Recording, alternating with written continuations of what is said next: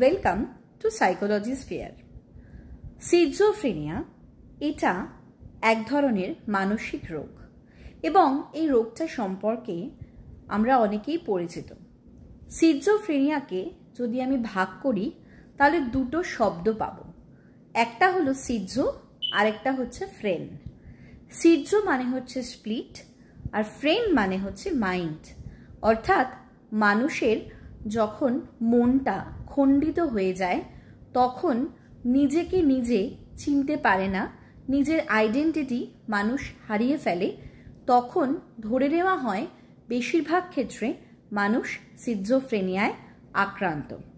সিজোফ্রেনিয়ার আবার বিভিন্ন ভাগ রয়েছে, যেমন catatonic schizophrenia, hebephrenic schizophrenia and paranoid schizophrenia. আরও জানতে প্লিজ সাবস্ক্রাইব মাই চ্যানেল।